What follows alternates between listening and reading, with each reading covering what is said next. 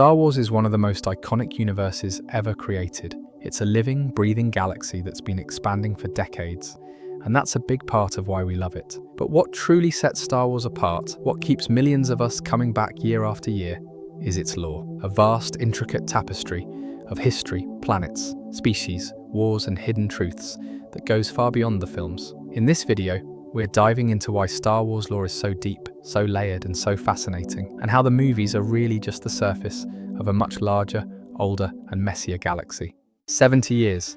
The entire Skywalker saga, all 9 movies, happens across roughly 70 years. One lifetime, 2 if you stretch it. Now compare that to the actual history of the galaxy, which goes back more than 25,000 years before A New Hope. Entire civilizations rose, collapsed, rewrote galactic lore, and erased themselves from history before anyone ever said, "May the Force be with you."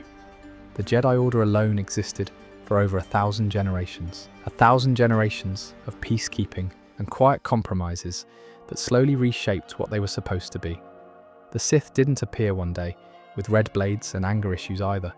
They splintered from the Jedi, built empires, destroyed themselves, rebranded, hid, and came back smarter every time.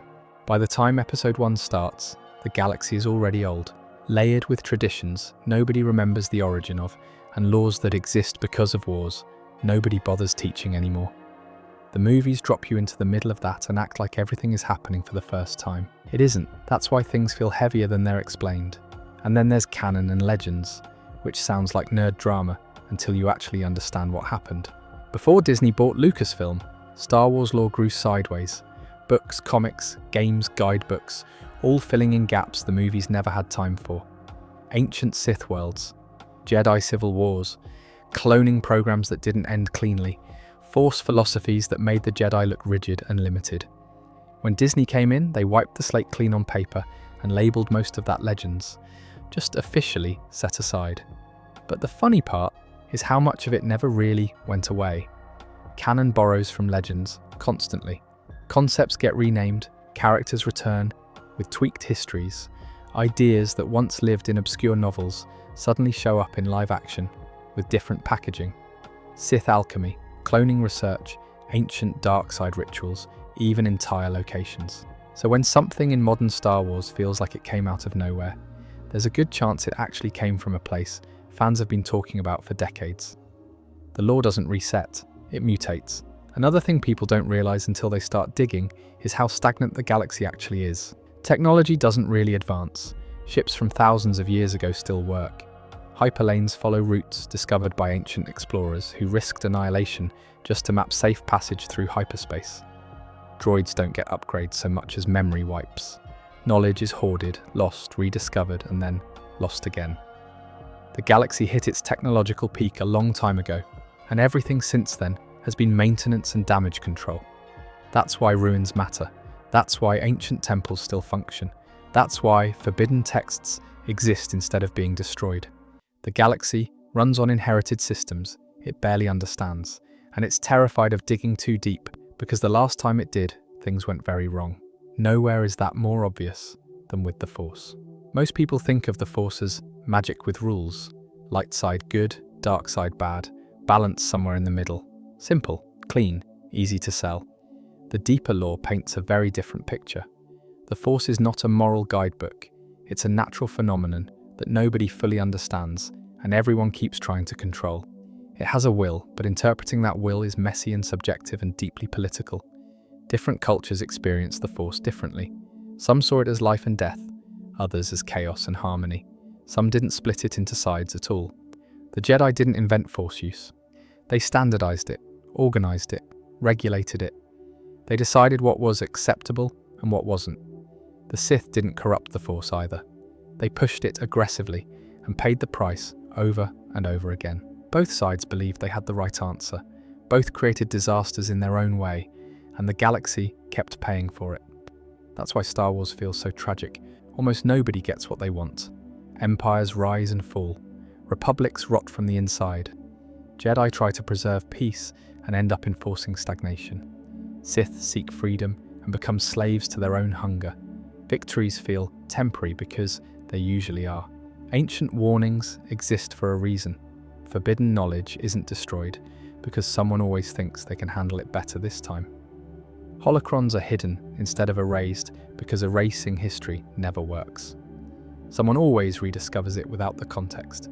So when Palpatine manipulates the Republic, he's not inventing corruption, he's perfecting it.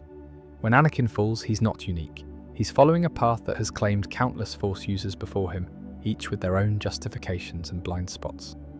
The deeper you go, the harder it becomes to blame everything on a single family. People love pointing at the Skywalkers and saying, that's where it all went wrong. It makes the story easier, cleaner, one bloodline, one destiny, one big cosmic problem. But that idea falls apart the moment you zoom out. By the time Anakin is born, the Jedi are already inflexible. The Republic is already decaying. The Sith have been planning quietly for generations. The system is cracked from the inside. Anakin doesn't break it, he breaks under it. Long before the Republic, before the Jedi became an order, before the Force was categorized and regulated, space was chaos. Entire systems were isolated. Travel between stars was unreliable and often suicidal. If you couldn't navigate hyperspace safely, you didn't explore. You stayed home and hoped your system had enough resources to survive. Early space travel existed, sure, but it was slow, unreliable, and incredibly limited. You could reach nearby systems if you were brave enough, but the idea of a galaxy-spanning civilization simply didn't exist yet. Most species had no idea what was happening beyond their own stellar neighborhood. Entire civilizations rose and fell without ever knowing they weren't alone. The galaxy, at this stage, was quiet in a dangerous way. Everything changed with hyperspace. Hyperspace was a gamble against reality itself. Early civilizations didn't understand it the way later generations would. They knew space could be folded, bypassed, slipped through, but they had no reliable maps and no safety nets. Jumping to hyperspace without knowing, the route was like throwing yourself into a storm and hoping you came out somewhere useful. Many didn't. Ships vanished. Crews were lost without explanation. Some vessels emerged years later, damaged beyond recognition, their crews dead or driven mad by things they couldn't explain. Others never returned at all, but the routes that worked, the ones that didn't kill you, became priceless. Those successful paths became the first hyperspace lanes, and once those lanes existed, power followed immediately. The civilizations that discovered and controlled stable hyperspace routes, they gained influence. Trade exploded, information spread, military power extended across multiple systems instead of being trapped at home. A planet connected to hyperspace was no longer isolated, it became relevant. This is where the first truly galactic powers emerged, and they were nothing like the Republic people would later romanticize. Early galactic empires were brutal, direct, and unapologetic. They weren't founded on shared values or cooperation. They were built on conquest, on control of trade routes, on domination of weaker systems that couldn't defend themselves or escape. Some of these early empires were Force-sensitive civilizations. Others had no interest in the Force at all. What mattered was leverage. Whoever controlled hyperspace access controlled survival. Entire species were enslaved during this era. Entire cultures were erased or absorbed. History from this period is fragmented because the winners didn't preserve records, and the losers didn't survive to tell their stories. The galaxy you see in the movies is built on the ruins of these forgotten powers. This is also when the Force begins to play a more visible role in galactic history. The Force existed long before anyone tried to define it, but early on, Force-sensitive individuals didn't belong to neat organizations. They emerged within their cultures naturally. Some were revered, some were feared, some were hunted, others became weapons for whoever happened to be in charge. Different civilizations interpreted the Force in completely different ways. Some saw it as a spiritual current connecting all life. Others saw it as a raw energy source to be exploited. Some believed it was dangerous and corrupting, something that needed to be suppressed at all costs. And predictably, that chaos led to catastrophe. As Force users grew more powerful and more numerous, conflicts escalated. Wars were no longer just fought with fleets and armies. They were shaped by individuals who could bend minds, destroy cities, and manipulate reality in ways that terrified everyone else. Some ancient conflicts left scars so deep that entire regions of space became unstable. Planets were twisted by dark side rituals. Ecosystems collapsed. The Force itself behaved strangely in places where it had been abused too aggressively. This is why certain worlds in Star Wars feel wrong. They're damaged permanently. At some point, the galaxy reached a breaking point. Too many wars, too much destruction, too many powerful individuals rewriting the rules whenever it suited them. Out of that exhaustion came the first real attempts at cooperation. The earliest version of what would eventually become the Republic wasn't idealistic. Systems that were tired of being conquered realized that survival required unity. Shared trade laws, shared defense, shared agreements about what kinds of power were acceptable. Hyperspace made unity possible. Fear made it necessary. This is also where early Force traditions began to formalize. Groups of Force users started gathering to study the Force in a controlled way instead of letting it explode unpredictably across the galaxy. These early proto-Jedi weren't peacekeepers yet. They were philosophers, scholars, and warriors trying to answer a dangerous question. How do you live with the Force without letting it destroy everything? Their early teachings were rough, experimental, and often contradictory. Balance didn't mean kindness or morality. It meant restraint, control, survival. Emotion wasn't forbidden because it was evil, but because it was volatile. At the same time, other Force traditions reached the opposite conclusion. They believed restraint was weakness, that the Force rewarded ambition, passion, and dominance. To them, suppressing emotion meant suppressing truth. This philosophical split didn't start as good versus evil. It started as a disagreement over control, and disagreements involving the Force tend to escalate. Ancient Force wars followed, far more destructive than anything seen in the movies. Entire systems were destabilized. Weapons powered by the Force were unleashed, with consequences no one fully understood. Later generations would label much of this knowledge forbidden.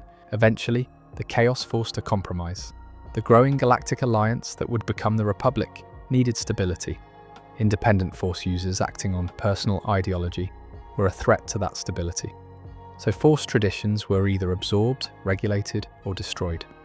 The Jedi emerged as the dominant Force organization, not because they were the strongest, but because they were the most willing to limit themselves.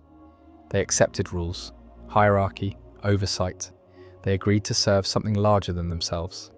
In return, they gained legitimacy, resources, and influence. This partnership shaped the galaxy for thousands of years. The Republic grew slowly. It wasn't one sudden unification. Systems joined when it benefited them. Others resisted. Some were conquered indirectly, through economic pressure instead of war. Borders shifted constantly. What mattered was that for the first time, there was a central authority attempting to govern on a galactic scale. And it worked for a while, but not everyone accepted this new order. Force traditions that rejected Jedi restraint didn't vanish. They adapted, they hid, they learned from past failures. They studied not just the Force, but politics, economics, and psychology. They learned that ruling openly never lasted, that patience was more effective than conquest. By the time the Republic believed the Sith were extinct, they were already wrong. The Sith had simply learned how to survive in a galaxy that punished visibility. All of this history exists quietly beneath the surface of the films. When you see hyperspace travel treated as routine, you're watching the result of thousands of years of risk, loss, and consolidation. When you see a Senate chamber full of species from across the galaxy, you're seeing the outcome of ancient compromises forged through exhaustion, not unity. The galaxy didn't become connected because it wanted to. It became connected because isolation became more dangerous than cooperation. And that fragile balance is what sets the stage for everything that follows. By the time the Republic we recognize takes shape, the galaxy is already carrying centuries of unresolved tension. Old wounds, buried knowledge, suppressed traditions, power structures built to prevent chaos, slowly becoming rigid and blind. The Republic isn't born into a golden age. It's born into survival mode. And survival mode has a way of hiding problems until they're too big to ignore. That's the galaxy before the Republic even existed. Now forget everything you know about the Star Wars timeline.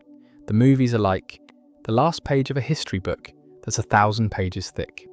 The Rakata, they're somewhere in the first chapter, We're talking about 35,000, maybe even 50,000 years before Luke Skywalker looks at the twin suns. The Rakata were not nice guys. Imagine a species so arrogant, so powerful, they literally called their kingdom the Infinite Empire. That's some serious ego. They weren't building with Durasteel and hyperdrives like everyone else. Oh no, their entire technological base? The dark side of the Force. Seriously, their starships, their weapons, their computers, all of it was powered by the Force. Specifically, by channeling the dark side. They didn't have hyperdrives like we see in the movies. They had something called a Force drive. Their ships would basically rip a hole through space using pure concentrated will and malice. That's a terrifying thought. Your engine runs on anger and ambition, and that leads us to the single most important thing the Rakata ever did. The thing that shaped the entire galaxy forever. The Starforge. You've heard of the Death Star, right? Planet killer, big scary laser. The Starforge makes the Death Star look like a kid's toy. The Death Star destroys planets. The Starforge built an empire. It was a space station, ancient beyond belief, that orbited a star. But it wasn't just a station. It was a machine that sucked in solar energy and raw matter from the star itself, and used the dark side of the Force to convert it into anything. Ships, droids, weapons, armor. An endless, self-replicating assembly line, fueled by a star and the power of the dark side. It could churn out a fleet in the time it takes us to make a cup of coffee. With a machine like that, conquest isn't a campaign, it's an inevitability. You just point at a planet and say mine, and you have a fleet to take it by lunchtime. And conquer they did. The Rakata didn't only build an empire. They built the first galaxy-wide empire anyone could remember. They enslaved hundreds, maybe thousands, of species. Humans, Duros, countless others.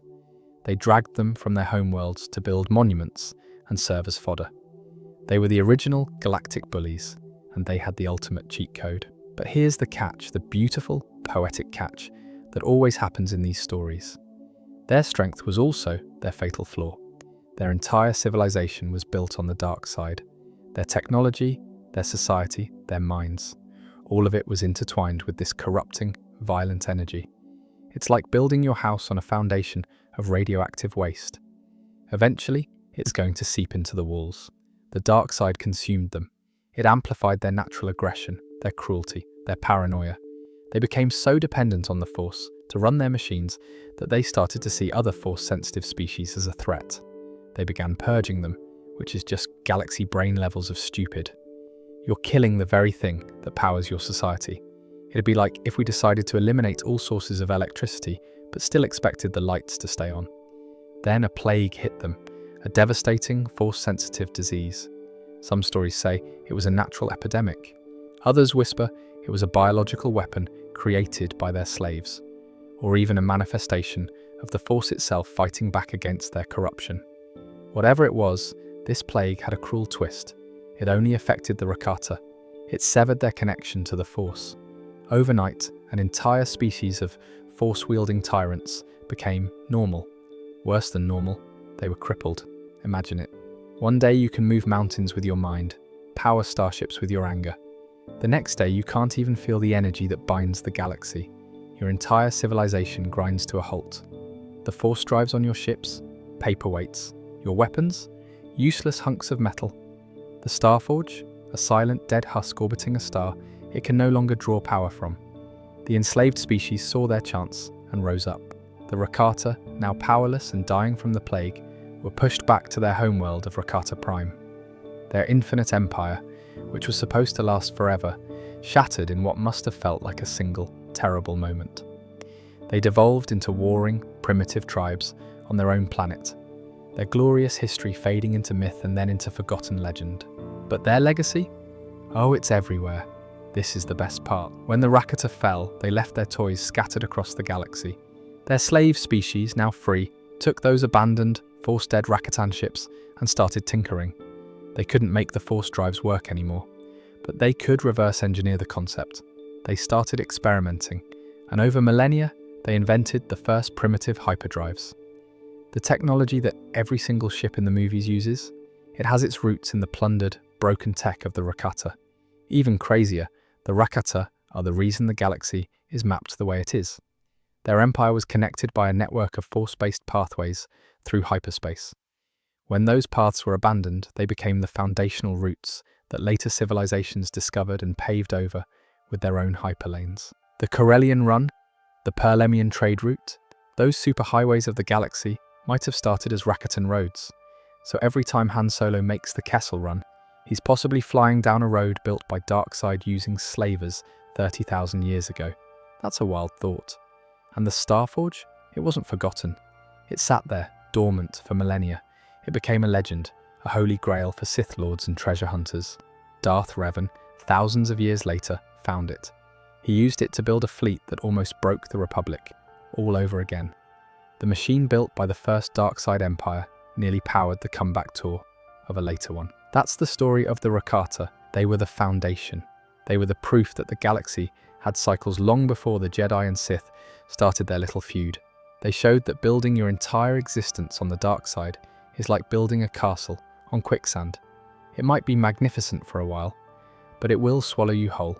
And when they fell, they left behind the broken pieces that everyone else used to build the galaxy we know. They're the ghost in the machine, the ancient, rotten cornerstone of everything that came after. And that's a lore deep dive that makes this universe feel unimaginably old, lived in and real. The Galactic Republic, at its height, had over 1 million member worlds. That's not 1 million planets with a few huts on them. That's 1 million sophisticated, spacefaring cultures that all agreed to play nice under one government. And for every member world, there were probably 100 more that weren't members. We're talking about a diversity of life that makes our little Earth look like a single, lonely anthill. This isn't a universe where humans are the default. We're just one flavor in a galactic buffet. So let's start with a classic, one that embodies a whole philosophy, the Mon Calamari. You know Admiral Akbar? It's a trap guy. He's a representative of one of the most resilient, artistically brilliant, and deeply principled species in the galaxy. They come from the water world of Mon Cala. Their culture is built on two things: breathtaking organic artistry and an unshakable belief in freedom. Their cities aren't built, they're grown. They're beautiful, flowing structures of coral and synthstone that look like they bubbled up from the ocean floor. Their starships, the Mon Calamari cruisers, are unique works of art. No two are exactly alike because they're not stamped out on an assembly line, shape and layout reflecting the vision of its builders. Think about that compared to the Imperial Star Destroyer. The Star Destroyer is a perfect menacing wedge, a symbol of uniformity, control, and crushing power. A Mon Calamari cruiser is a flowing, almost biological shape, a symbol of creativity, individuality, and resilient defiance. Their entire military philosophy is different. Now, let's flip the script entirely. Let's talk about the Twi'leks. On the surface, in the movies, we see them a lot as dancers, slaves, maybe the occasional smuggler or pirate. But that's the galaxy doing them dirty. Their homeworld, Ryloth, is a brutal, tidally locked planet. One side is perpetual, scorching daylight. The other is frozen, eternal night. The only habitable band is a thin twilight strip in the middle. Life there is a constant struggle for resources and survival against a planet that actively wants to kill you. This forged a culture of incredible adaptability and social complexity. Twi'lek society is intensely clan-based, focused on family and survival above all. Their headtails are a core part of their identity.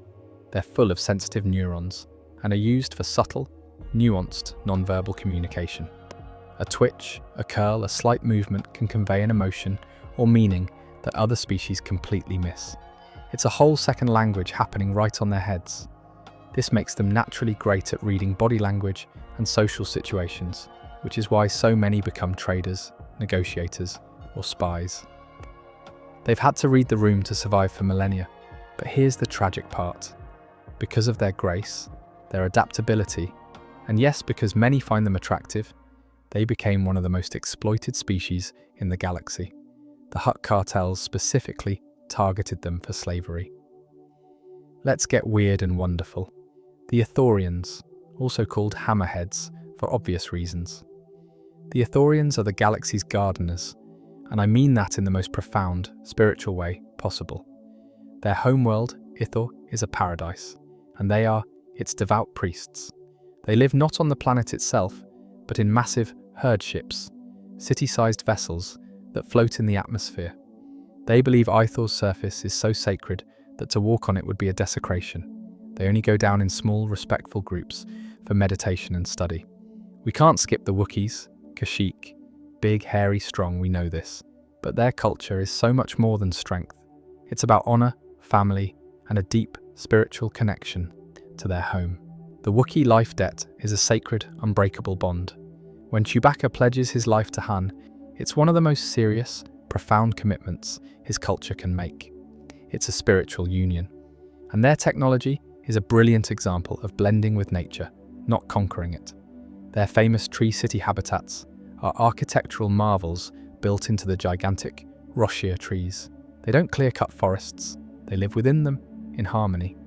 Their weapons, like the bowcaster, are feats of engineering that use natural resources. They're a powerful, fierce species whose culture is fundamentally about protection. Protecting their family, their tribe, their home trees. The Empire's enslavement of them was especially cruel, because it ripped them from that sacred connection to Kashyyyk. And look, we have to talk about the Hutts. They're not just fat, slug-like gangsters, they are a biological and cultural anomaly. They're one of the oldest spacefaring species, and they achieved galactic dominance not through sheer military force, but through sheer, unmovable, economic and criminal influence. Their homeworld of Nal Hutta is a polluted swamp, a reflection of their philosophy. Consume, exploit, leave a mess. Hutt culture is built on one principle, the Khajidik, the clan-based cartel system. It's all about familial power, ruthless negotiation, and holding grudges for centuries. A Hutt's word is their bond, but you better read the fine print in Huttese, because it's definitely a trap. Their immense physical size and strength. They're not flabby, they're incredibly muscular under that bulk, combined with a natural resistance to force mind tricks and many toxins, makes them almost untouchable. They don't rule empires. They own the shadows that empires are built in. They're a reminder that in this galaxy, the blaster and the lightsaber aren't the only paths to power.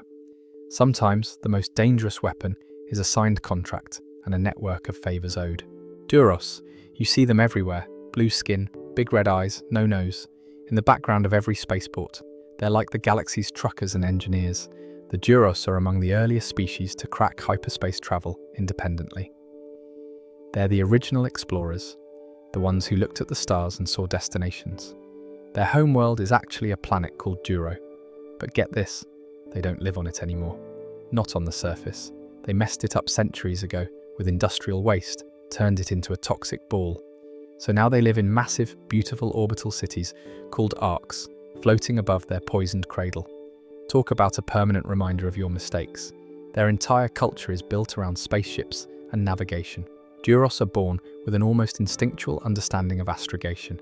They can visualize hyperspace routes in their heads. A Duros pilot doesn't only follow a nav computer, they feel the lane. They're the reason some of the major hyperlanes are mapped so well, and that's why you see them everywhere. Alright, let's lighten the mood with someone truly bizarre and brilliant, the Gungans. Yeah, I know, Jar Jar, but look past the clumsiness for a second. The Gungans of Naboo are a technological marvel. They're an amphibious species that built a stunning, functional underwater civilization, while everyone else on their planet was building Renaissance palaces on the surface. Their cities, like Oto Gunga, are breathtaking bubbles of hydrostatic energy fields.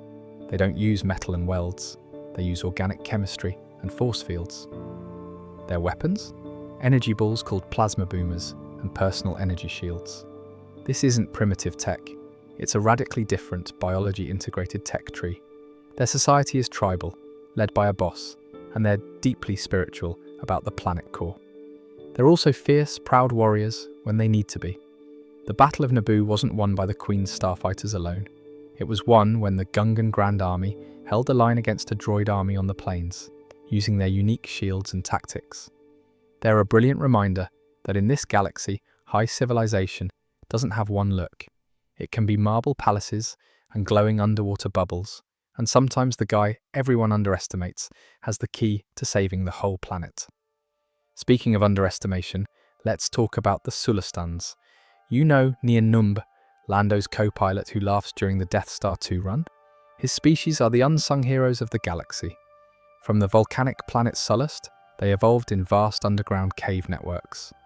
As a result, they have incredible natural spatial awareness, low light vision, and they're born expert navigators in tight, confusing spaces.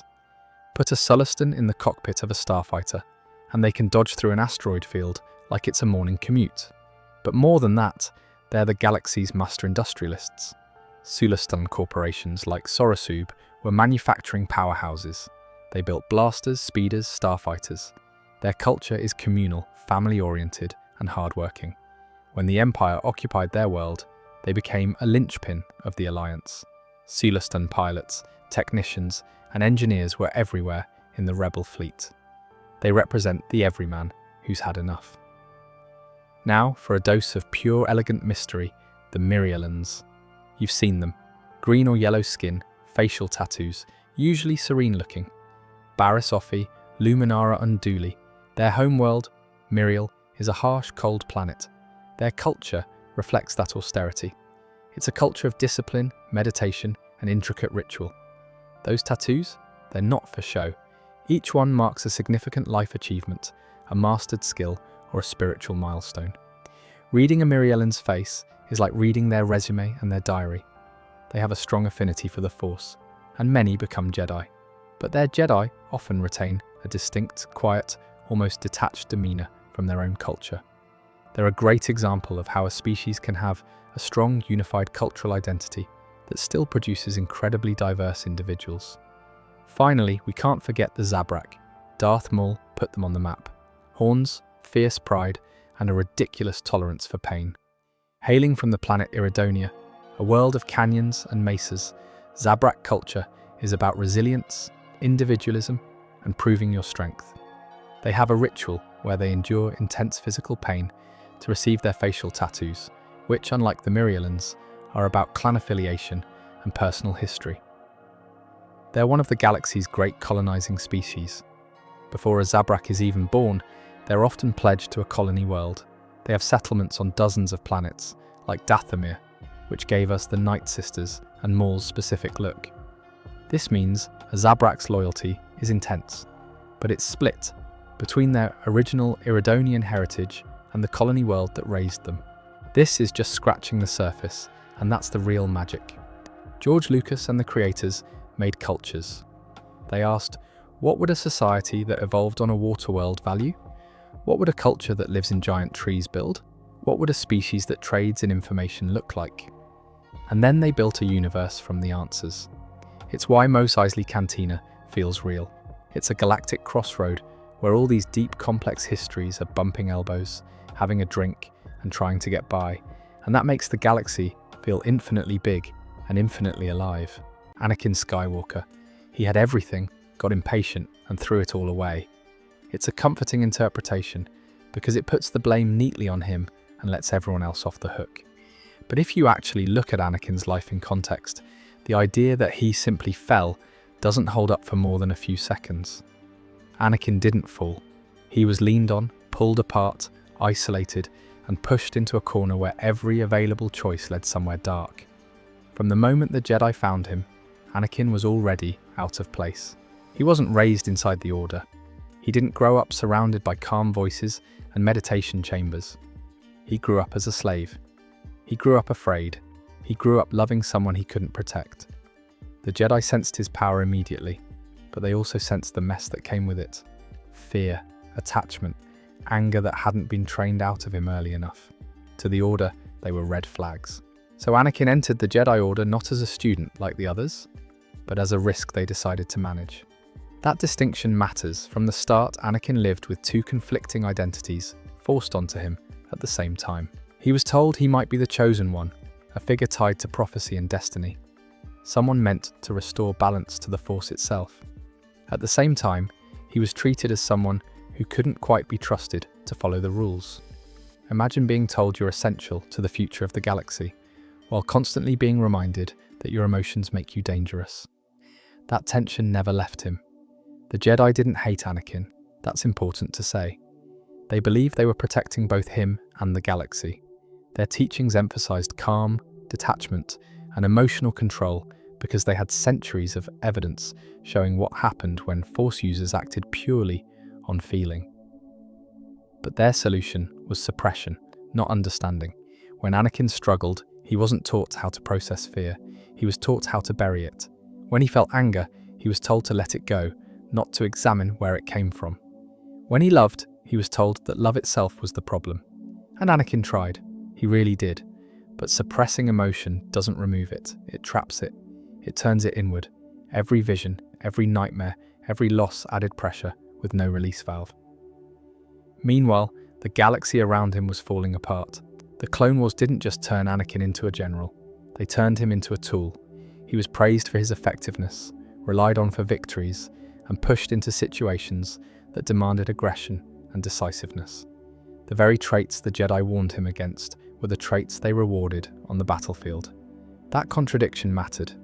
In war, Anakin learned that hesitation got people killed. That restraint didn't always save lives.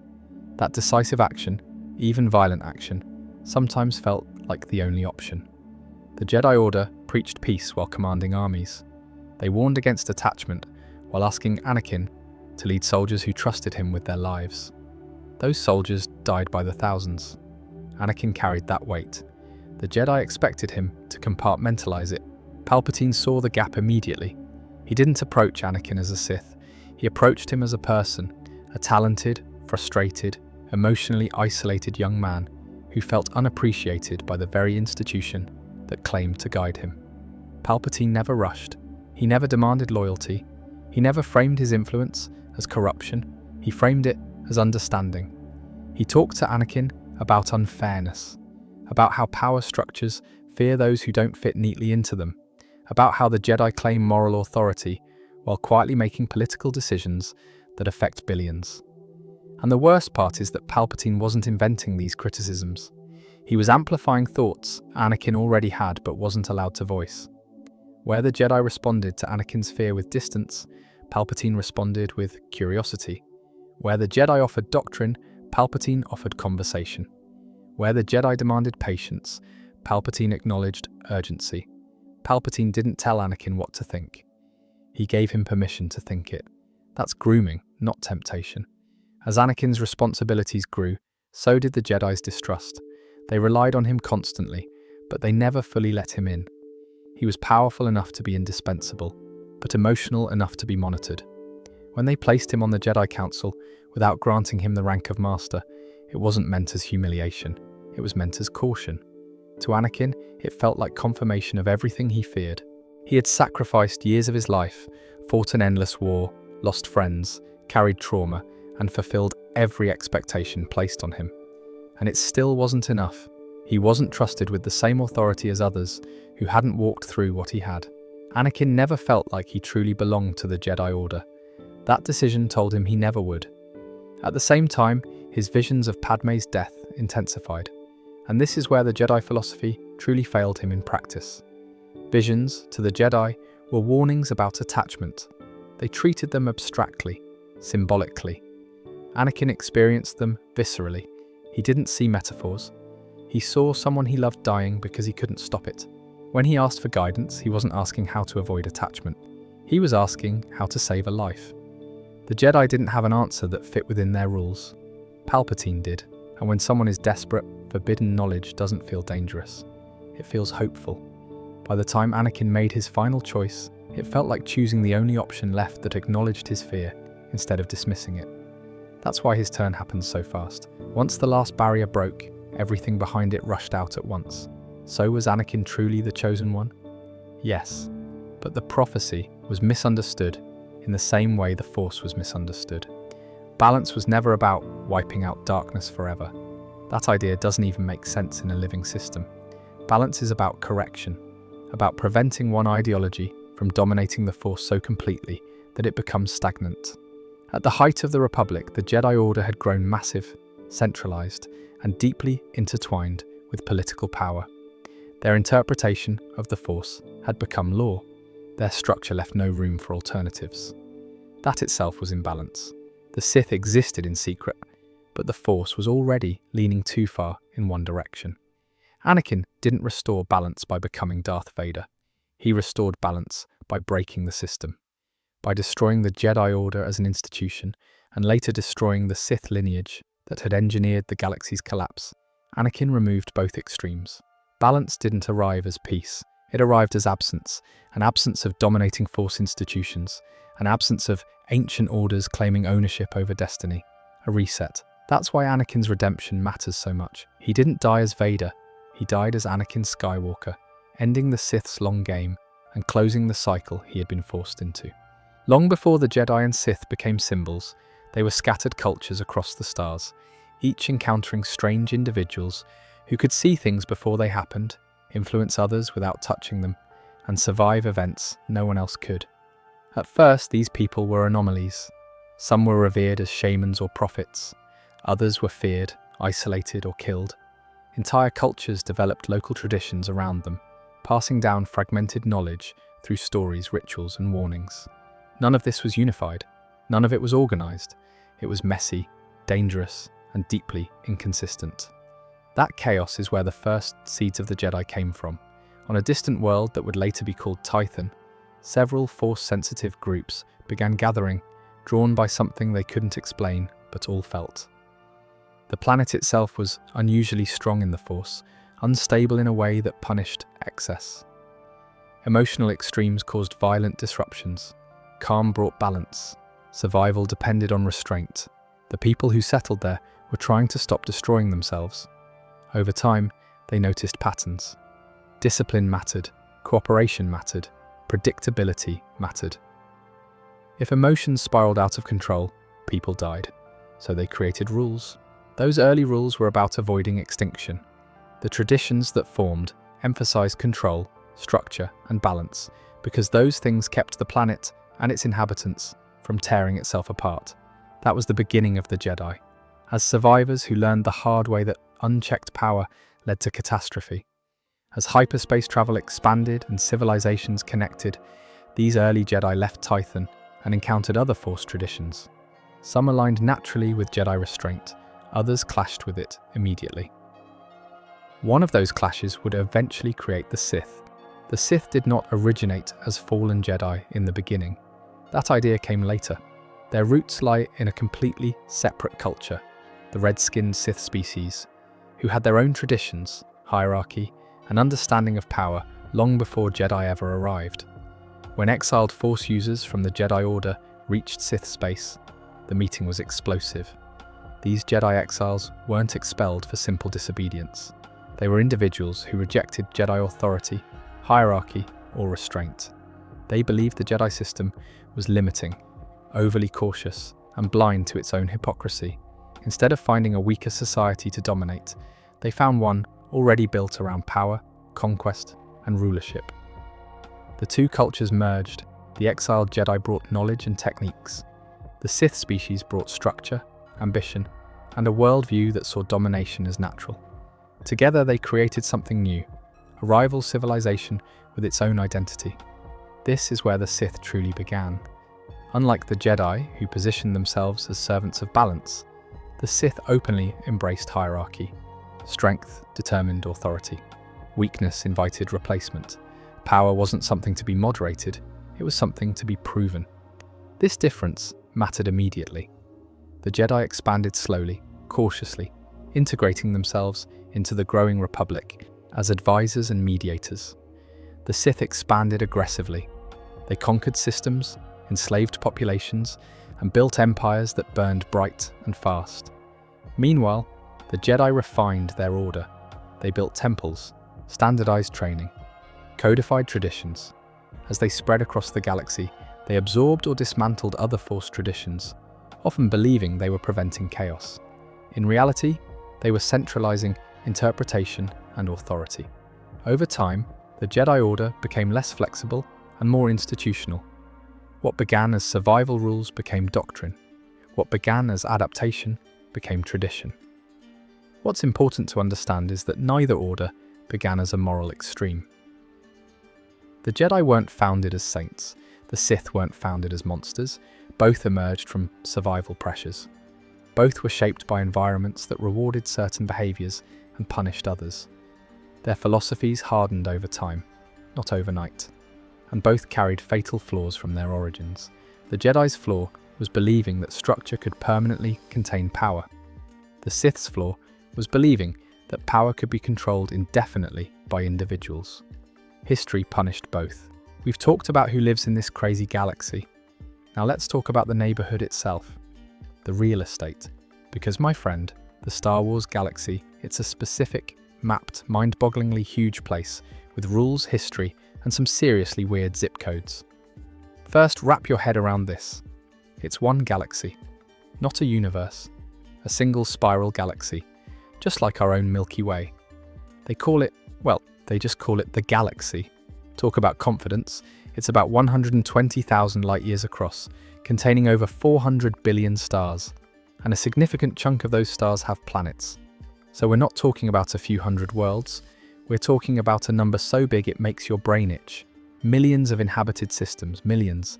But it's not just a big random splatter of stars, it's organized. Think of it like a giant city.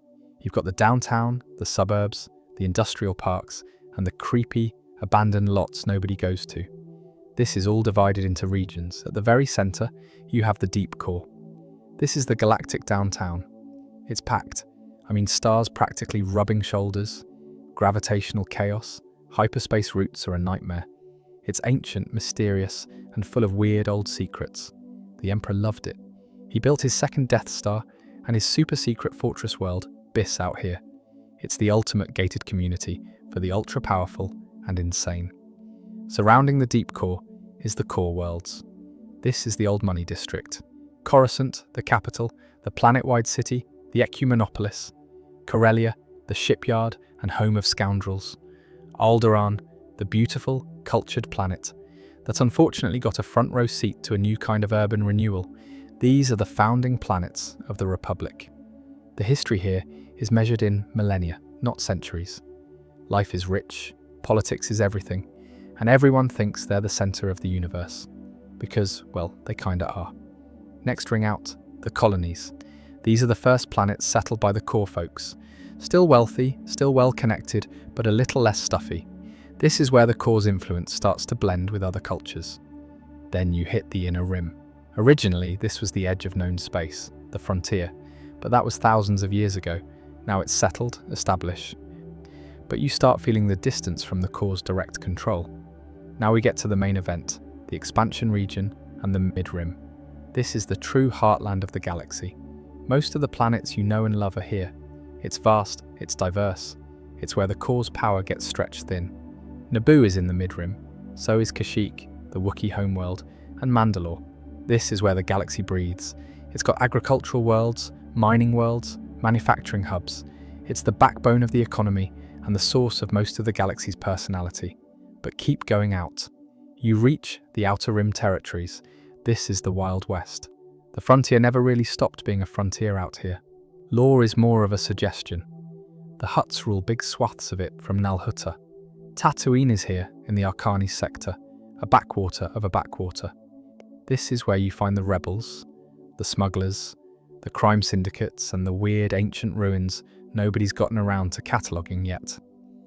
The Empire's grip was always weakest here, which is exactly why the Rebel Alliance could set up shop in places like Yavin 4 or Hoth, and beyond even the Outer Rim, the unknown regions.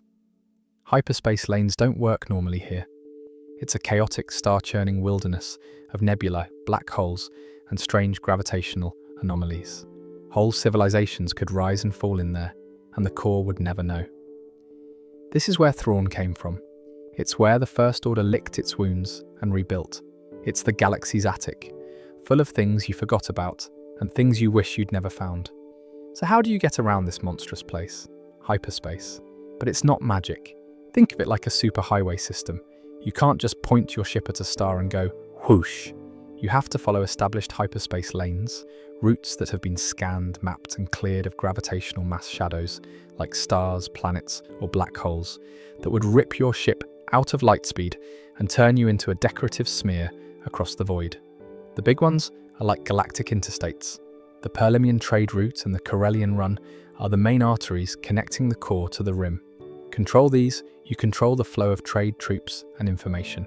Every major war in galactic history was fought over these lanes. They're the lifelines of civilization. Now, let's tour some iconic planets.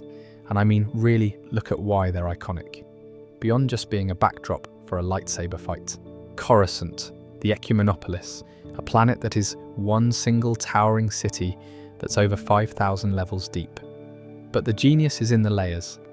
The top levels, where the sun shines, that's the Galactic Senate, the Jedi Temple, the rich and powerful. The upper city, go down 1,000 levels. The sun never reaches here. This is the underworld, a perpetual twilight of neon, steam and crime. Go down further, to the deepest levels. This is where the planet's original surface might be, buried under millennia of construction. It's pitch black, filled with forgotten ruins, strange creatures, and ecosystems that evolved in the dark. Coruscant isn't a planet. It's a geological record of galactic power. The higher you go, the newer the history. The lower you go, the closer you get to the bones of something ancient. Tatooine, everyone's favourite dust ball, but its boringness is the point. It's in the outer rim, far from any major trade lane. It's a binary star system baking a planet that's mostly desert. Why is it so important? Because it's a sink. Things wash up here. People who need to disappear, Jedi, senators, queens, go to Tatooine. It's the galaxy's witness protection program. Its entire economy is based on moisture farming, the most boring job imaginable, and serving the scrap that passes through its spaceports. It's a testament to the fact that in a galaxy of wonders, most people live lives of quiet, sandy desperation. And yet, it's where the Skywalker saga began and ended.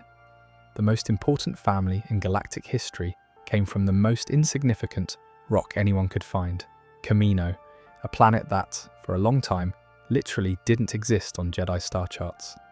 Lost it, Master Obi-Wan has. It's a storm-racked water world, constantly hammered by rain and giant waves.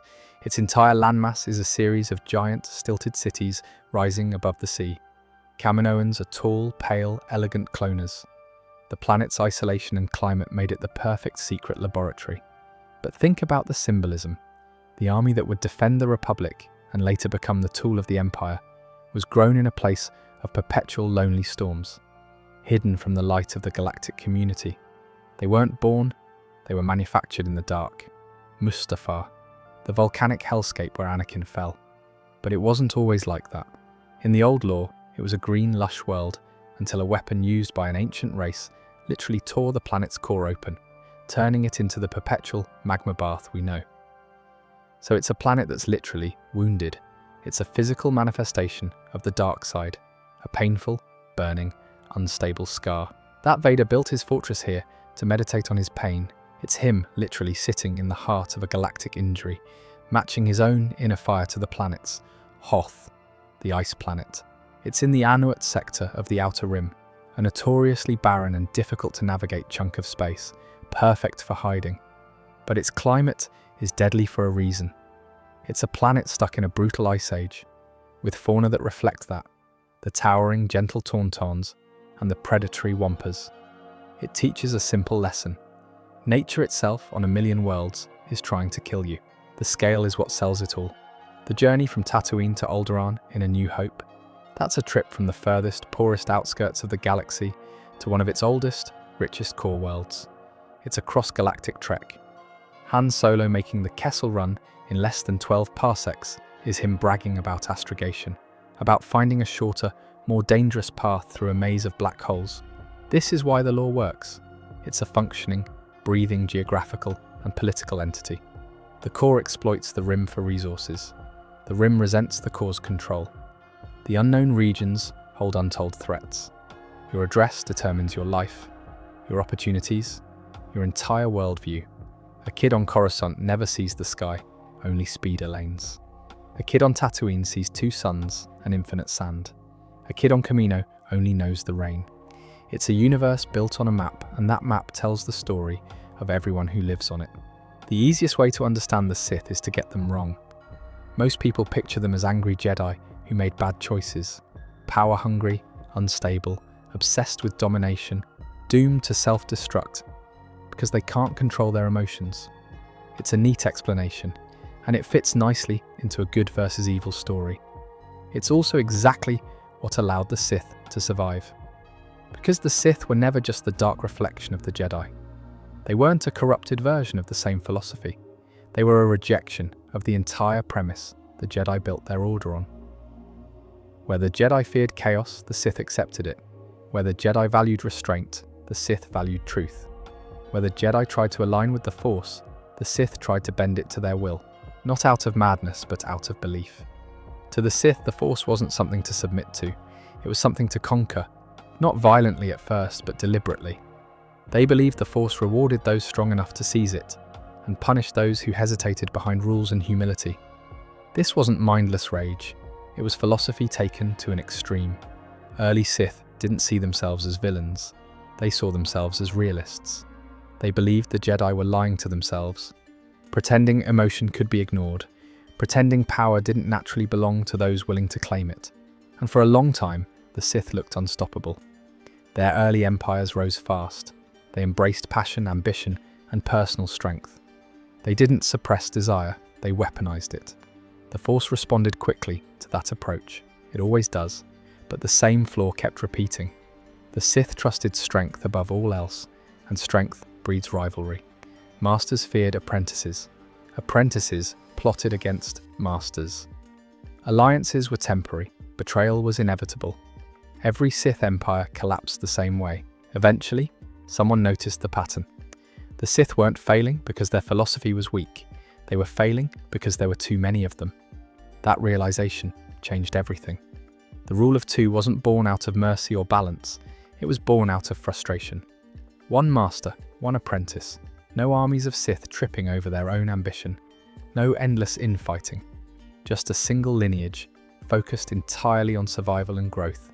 The master embodied power and knowledge. The apprentice embodied hunger and challenge. If the apprentice failed, they weren't worthy. If the master fell, they deserved it. From the Sith perspective, this wasn't cruelty. It was efficiency. This is where the Sith became truly dangerous. They stopped trying to rule openly. They stopped announcing themselves. They stopped building empires that painted targets on their backs. Instead, they hid inside the galaxy's blind spots. Politics, finance, bureaucracy, influence.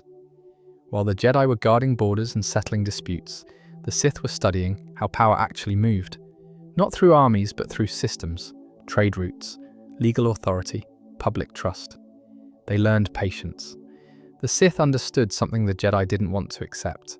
You don't need to destroy an institution if you can make it collapse under its own weight. They didn't attack the Republic. They let it rot. They didn't confront the Jedi directly. They let the Jedi tie themselves to a system that would eventually demand compromises. Every generation of Sith added to this long-term plan, knowledge passed down carefully, failures studied instead of erased, weaknesses catalogued. The Jedi believed the Sith were extinct because they were looking for familiar signs, armies, dark rituals, open domination. The Sith made sure none of that was visible. They learned to mask themselves in plain sight. And here's the key difference between Jedi and Sith thinking. The Jedi believed balance meant preventing extremes. The Sith believed balance was irrelevant. What mattered was control. They didn't care if the galaxy was peaceful or chaotic, only that they could shape the outcome. They didn't need to be loved. They didn't need to rule openly. They just needed leverage. That's why the Sith invested so heavily in knowledge the Jedi avoided. Forbidden techniques, long-term manipulation, the psychological impact of fear and hope, the way people surrender freedom willingly when they're afraid enough. The Sith didn't rush. They didn't need to. Every small gain compounded over time. And the Jedi never adjusted their assumptions. The Jedi believed the Sith would return the same way they always had. Loud, violent, obvious. They prepared for a threat that no longer existed. Meanwhile, the Sith understood the Jedi better than the Jedi understood themselves. Warrior monks who can sense danger before it happens. Diplomats who settle conflicts without firing a shot. Guardians who give up wealth, power, and personal ambition to serve peace. For thousands of years, that image worked. The Jedi became symbols, stories parents told their children, living proof that power didn't have to corrupt. And for a long time, it wasn't a lie. The early Jedi weren't rulers. They traveled, they observed, they intervened when things spiraled too far out of control. Their authority didn't come from law, but from reputation. People trusted them because most of the time, they genuinely tried to do the least harm. But institutions don't stay small forever. As the galaxy stabilized and the Republic grew, the Jedi Order grew with it.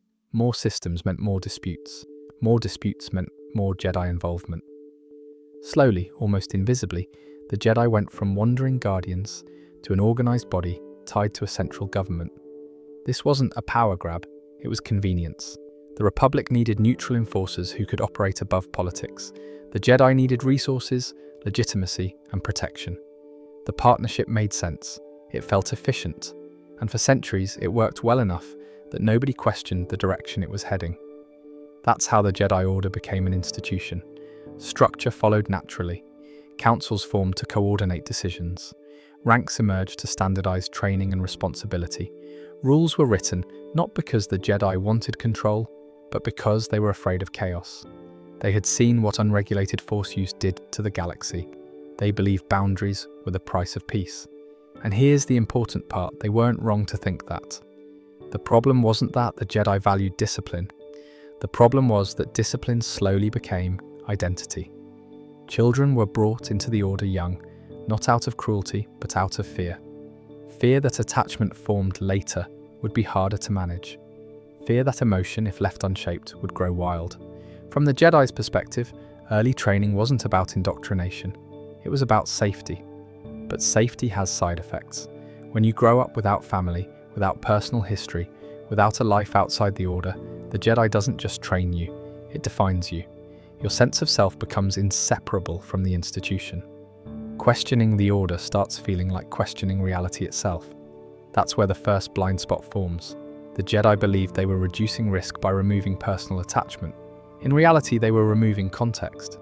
They trained Jedi to suppress emotion instead of understanding it, to observe suffering without fully participating in it, to value balance in the abstract over individual experience. This worked beautifully in stable times. It failed quietly in unstable ones. As the Republic expanded, politics became more complex. Corporations gained influence, systems exploited loopholes. Corruption didn't arrive as an obvious villain. It seeped in through procedure, trade agreements, and compromises that felt reasonable at the time. The Jedi saw this happening. They just didn't see it as their place to interfere too deeply, because another shift had already taken place. The Jedi no longer served the Force first. They served stability. Again, not maliciously. Stability kept wars from reigniting. Stability kept the galaxy from collapsing back into chaos. From the Jedi's perspective, maintaining order was synonymous with maintaining balance. But balance, as they now defined it, meant preserving the status quo. That's a dangerous definition for any institution to adopt. The Jedi became reactive instead of reflective. They responded to crises but stopped questioning the system creating them. They enforced laws they didn't write and defended a republic they no longer fully understood. And because the republic still functioned, because trade flowed and borders held, the Jedi mistook endurance for health. Another blind spot formed here. The Jedi believed the dark side announced itself loudly. Rage, violence, domination. They were trained to look for obvious signs of corruption. What they weren't trained for was subtle decay, fear hidden behind procedure, ambition masked as pragmatism, power concentrated through bureaucracy instead of conquest. They assumed danger would look familiar. It didn't. Internally, the Order grew more cautious. Visions of the future were treated carefully, sometimes dismissed if they didn't align with established doctrine. Prophecy became something to manage instead of explore. The Force, once experienced as fluid and alive, became something to interpret safely. The Jedi still believed in balance, they just believed balance required control. This is where the tragedy really sets in, because the Jedi didn't become villains. They became administrators. They followed rules to prevent catastrophe, and in doing so, they lost the flexibility that once allowed them to prevent catastrophe. Every exception felt dangerous. Every deviation felt like the first step toward disaster. When you fear chaos more than injustice, you start protecting systems instead of people. And the Jedi didn't notice when that line was crossed. They still saved lives, still prevented wars, still acted with good intentions. But they did it from a distance. Emotion became something to manage, not engage with. Compassion became procedural instead of personal. This is why cracks began forming long before Order 66 ever existed as a concept. The Jedi Order wasn't defeated in a single night. It was hollowed out over generations. They trusted their traditions because those traditions had worked before. They trusted their council because experience felt safer than intuition. They trusted the Republic because it had survived countless crises already. What they didn't trust enough anymore was uncertainty. The Force doesn't thrive under rigid certainty. It flows, it changes, it responds. An order built on fixed interpretation will always lag behind a reality that refuses to stay still. The Jedi misunderstood that balance isn't something you preserve. It's something you constantly negotiate. By the time the galaxy entered a period of real stress, the Jedi were no longer built to adapt quickly. Their structure was excellent for maintaining peace in calm eras. It was fragile under pressure, and that fragility wasn't obvious from the outside. From the outside, the Jedi looked powerful, respected, untouchable. They sat at the heart of the Republic, confident in their role, unaware that their greatest strength, unity, discipline, tradition, had become their greatest vulnerability. They didn't fall because they were weak. They fell because they were consistent in a universe that rewards adaptability. That's why calling the Jedi simply heroes misses the point. They were sincere, dedicated, often brave, and also deeply flawed in ways that only become visible when you zoom out. They weren't doomed because they failed once. They were doomed because they stopped asking whether their framework still matched reality. That's what makes the Jedi Order such a compelling tragedy. The Old Republic, the one that lasted for over 25,000 years, which is what we're diving into today. And then there's the pre-Empire Republic we see in the prequel movies, which is technically called the Galactic Republic.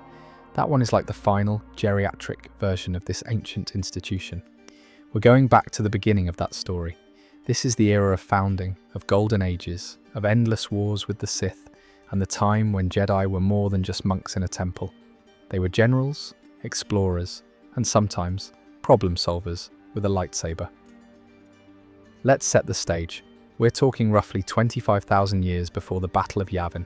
The galaxy is a mess of warring systems and little kingdoms after the collapse of all those ancient empires we talked about.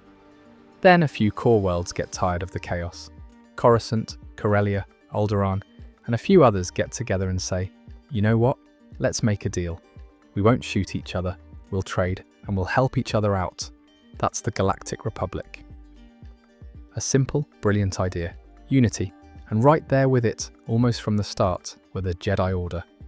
Things got serious around 25,000 BBY with the Force Wars and the arrival of the Dark Jedi. This sets up the core conflict for the next 20,000 years.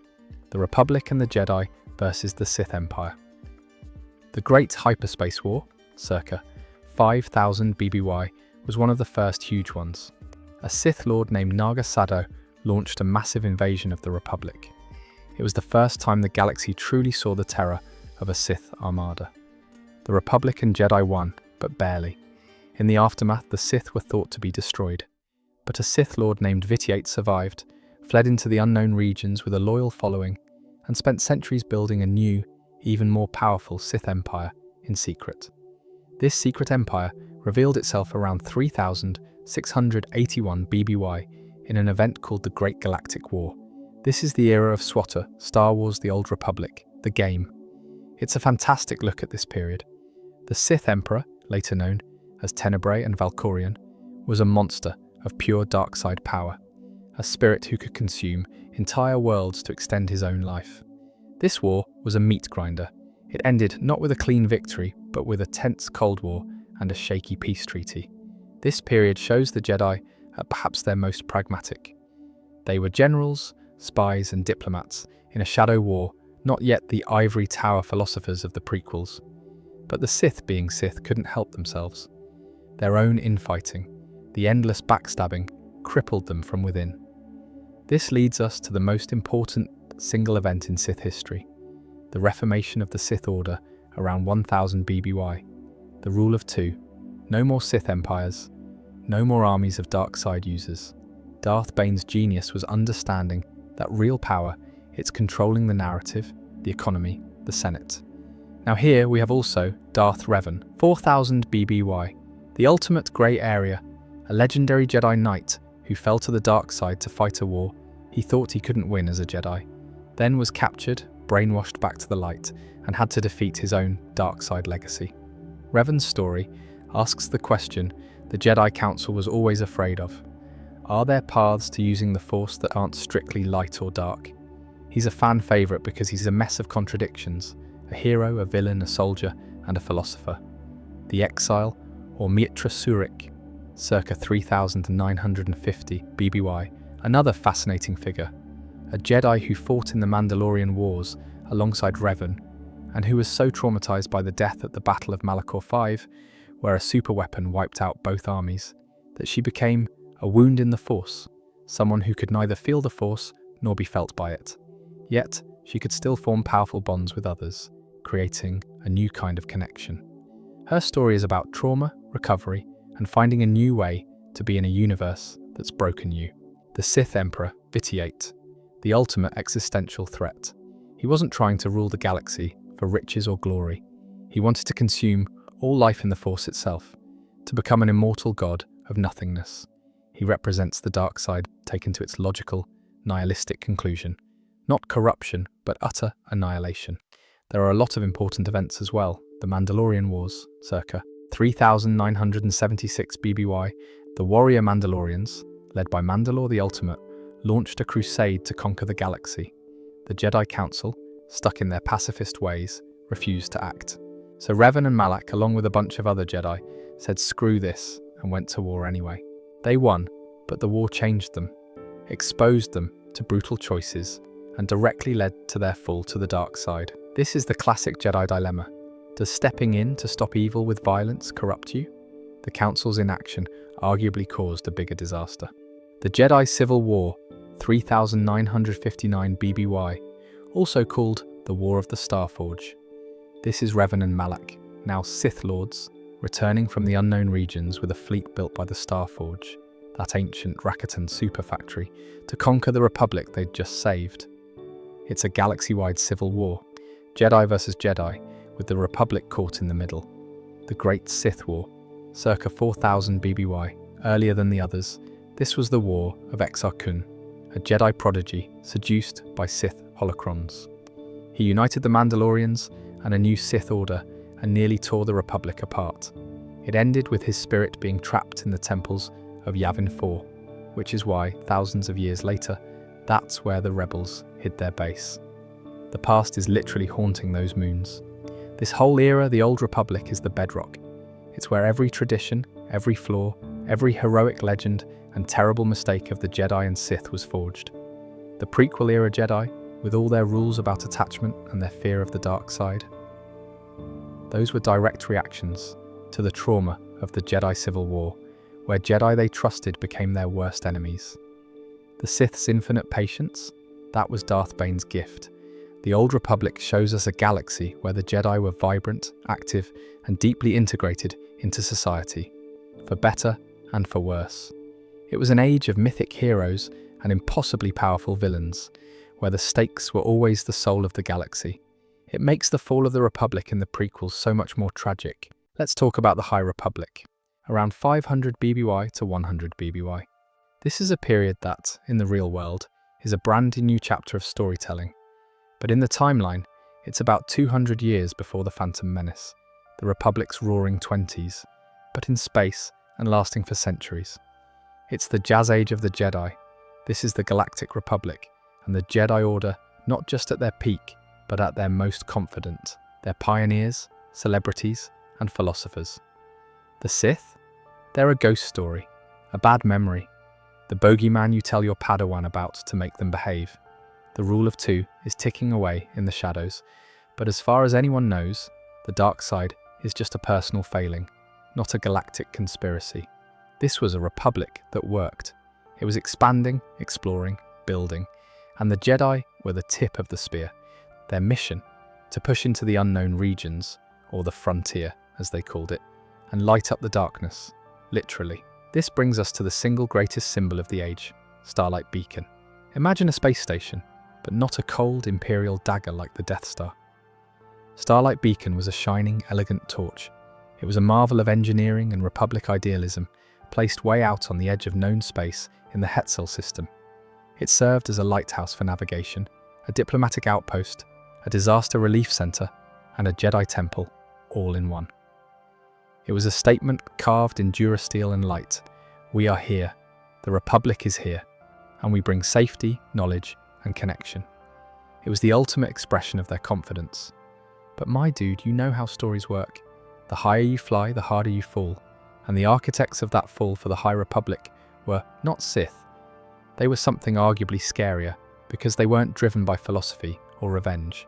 They were driven by pure, animalistic hunger. Meet the Nihil. Forget the Empire's crisp uniforms, or the Sith's mystical rage. The Nihil were space Vikings meets apocalyptic biker gang. They were marauders, terrorists, and pirates from the uncharted regions, organized into ruthless tempests, led by a figure called the Eye. Their leader, Marchion Ro, wasn't a Sith Lord. He was a brilliant, cruel tactician and a manipulator who understood something the Republic had forgotten. Chaos is a weapon. The Nihil's edge wasn't numbers or discipline, it was paths. They had discovered secret, unstable hyperspace routes through the galaxy that no one else knew about. They could appear out of nowhere, strike with terrifying speed and brutality, and vanish before a Republic defense fleet could even be scrambled. They didn't want to rule. They wanted to rip apart everything the Republic had built. To them, Starlight Beacon wasn't a symbol of hope. It was a target, and their ultimate weapon was the Storm Seed, a device that could trigger catastrophic hyperspace disasters, ripping planets and stars apart. They weaponized the galaxy's travel network. This era is defined by two catastrophic events that shattered the Republic's golden age. The Great Hyperspace Disaster, it was a traffic accident of cosmic proportions. A huge transport ship, the Legacy Run, accidentally exploded in hyperspace near the Hetzel system. It sent massive, relativistic pieces of wreckage, emergencies, screaming out of hyperspace into real space, on collision courses with planets, starfields and ships. It was like a galactic shotgun blast. Jedi and Republic crews performed literal miracles to save billions of lives, diverting starfighters with the Force and calculating insane orbital mechanics on the fly. This event was the first crack in the foundation. It proved that their expansion, their very connectivity, had vulnerabilities they never imagined. The fall of Starlight Beacon. After years of Nihil terror, Marchion Ro launched his masterstroke. In a coordinated attack, the Nihil infiltrated and overwhelmed the beacon. But they didn't just take it. They sabotaged its reactor and used it as a battering ram, crashing the entire station into the nearby planet of Irem. The image of that shining beacon, that symbol of hope and light, falling from the sky in flames. It's the 9/11 of the Star Wars galaxy. It was more than a military defeat. It was the death of an idea. The Republic and the Jedi retreated from the frontier, their confidence broken, their optimism replaced by fear and doubt. Now, the Jedi of this era are a completely different flavour. They're not the weary generals of the Clone Wars or the detached monks of the prequels. They're rock stars. You have Jedi like Avar Kriss, the hero of Hetzel. She's the quintessential Jedi Master, compassionate, powerful, a natural leader who can harmonise the Force connections of other Jedi into a symphony of action. She is what the Council wishes it could be. Then there's Elzar Mann. He's the brilliant, passionate, flawed Jedi. He's deeply emotional, creative, and struggles with the strictures of the Order. He's the guy who will come up with a genius, unorthodox plan that saves the day, but will also have a forbidden romance and wrestle with dark side impulses out of sheer passion and desperation. He's the most human Jedi we've ever seen, and his arc shows the cracks in the Order's perfect facade. And you have Stellan Gios, the poster boy, handsome, eloquent, devout, the perfect public face of the Jedi Order. He believes in the rules, in the system, with every fibre of his being. Watching his faith get tested is watching the Order's faith get tested. We can't forget the younger generation, like Keeve Trennis, a brave and impulsive Jedi Knight, or Bel Zettifar and his amazing Sharhound Ember, representing the raw, hopeful future of the Order. But here's the brilliant, tragic irony of the High Republic and why it's so crucial to the lore. This golden age, this peak of Jedi virtue and Republic unity, it's the reason they fail later. The Jedi of the High Republic are so confident, so public, so involved. They're on the covers of magazines. They have fan clubs. They've never truly faced an enemy that doesn't play by the rules of war. The Nihil's random, senseless terror breaks their script. And more importantly, all this public adoration starts to breed a subtle arrogance, a belief that they are inherently the good guys, that their way is the only way. This is the era that calcifies the Jedi Code from a philosophy into a rigid set of rules. Their trauma from the Nihil Wars, the fear of loss, the fear of chaos, the fear of the emotional passion that fuels someone like Elzar Mann, leads them to double down on control, on detachment, on suppressing emotion. The Jedi Order that Yoda inherits 200 years later is a direct product of the High Republic's trauma. They became cautious, insular, and afraid of the very passion that made heroes like Elzar so effective. They traded exploration for meditation, innovation for tradition. It's the origin story of the Jedi's greatest failure. It shows us the moment the light was brightest, so we understand the depth of the shadow that followed. It makes Palpatine's victory possible. He didn't beat a mighty order of visionary knights. He beat the scared, rigid, bureaucratic remnant of one. It's the story of how the Republic, by reaching too far, too fast with too much pride, created the very chaos that would make it yearn for a strong man like Palpatine to bring order. It's the Golden Age that, in its collapse, built the cage for the Dark Age to come. And that's what makes it some of the richest, most tragic, and most essential lore in the entire galaxy. It's the beautiful, glittering prologue to a fall we all saw coming. The fall of the Republic, that's too gentle. It was a demolition, a controlled demolition, orchestrated by a master architect who used the Republic's own weight to bring it down on itself. It's the story of how a 1,000-year conspiracy met a perfect moment of political rot, and how the heroes designed to stop it were too busy polishing their own legend to see it happening. Forget battles for a second. The real war was fought in a quiet office on Coruscant, over a cup of tea with a sympathetic smile. The Sith had been playing the long game since Darth Vader invented the rule of two, 1,000 years of patience. Their final piece on the board was Sheev Palpatine, aka Darth Sidious. And his genius wasn't in his Force lightning, it was in his understanding of systems. He didn't fight the Republic, he used it. He weaponized its own principles against it. First, you have to understand the Republic at this point, about 30 years before its end. We saw it shiny and new in the High Republic. Now, it's old, it's tired, it's drowning in its own success. The bureaucracy is a nightmare. The Senate is a talking shop where thousands of representatives from countless systems bicker over trade tariffs and mining rights while their constituents suffer. The core worlds are rich, fat, and indifferent. The outer rim is exploited, angry, and feels abandoned.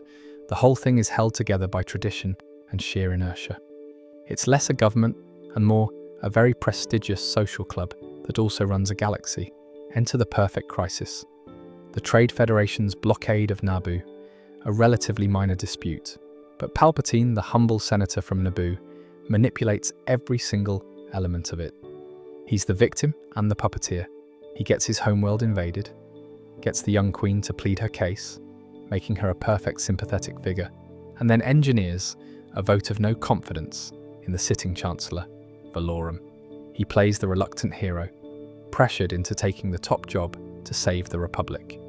Phase 1 complete. Now, the Jedi. Oh, the Jedi. This is the tragedy within the tragedy.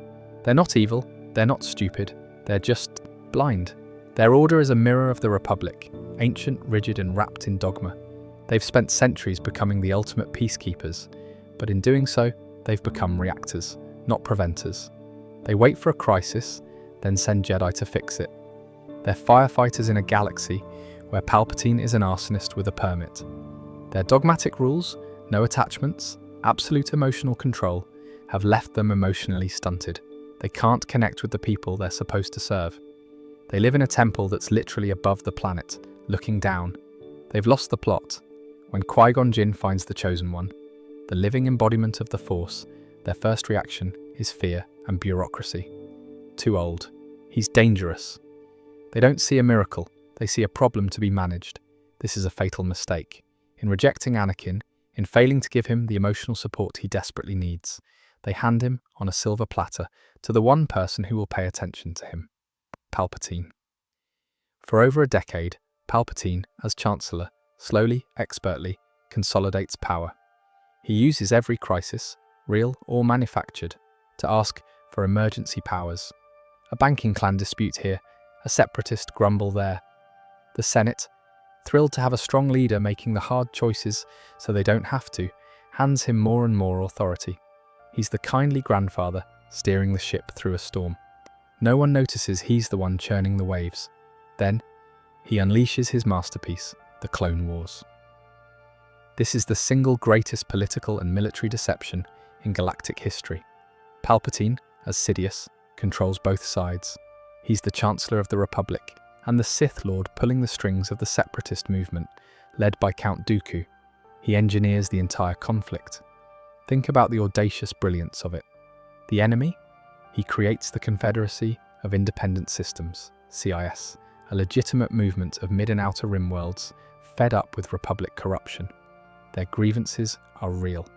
This isn't a fake enemy, it's a real one he's secretly leading, making the war absolutely credible and devastating. The army. A decade earlier, his apprentice Dooku, as the fallen Jedi Tyrannus, commissions a secret clone army on Kamino. The Jedi discover this army at the last possible second, and with no other option, accept it. So the Republic's army? It was ordered by a Jedi, commissioned by a Sith, and is entirely under the control of the Chancellor. The Jedi are leading an army their enemy created for them. It's a trap where the walls are the soldiers at your back. He frames the Jedi. To the public, the Jedi go from peacekeepers to military generals. They lead the clone army, they make life and death strategic calls, they become symbols of the war itself. The gentle monks are now warriors. Palpatine's propaganda machine makes sure the galaxy sees them that way. The Clone Wars are a meat grinder. They ravage the galaxy for 3 years. Planets burn, trillions die, and with every death, with every desperate battle, the public and the Senate become more fearful, more weary, more willing to trade freedom for security. Palpatine's power grows unchecked. He's the wartime president with no term limits. And through it all, he's grooming his true weapon, Anakin Skywalker. While the Jedi treat Anakin with suspicion and give him empty titles like the Chosen One, with no real guidance, Palpatine becomes a father figure. He listens. He validates Anakin's anger, his fear, his ambition. He tells him the Jedi are holding him back. He preys on Anakin's greatest vulnerability, his terror of losing Padme. He offers a solution the Jedi cannot, the power to cheat death. The final act is a swift, brutal symphony. Step 1.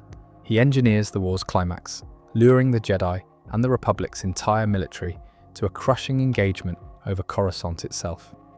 The drama, the danger, makes him a hero. Step 2.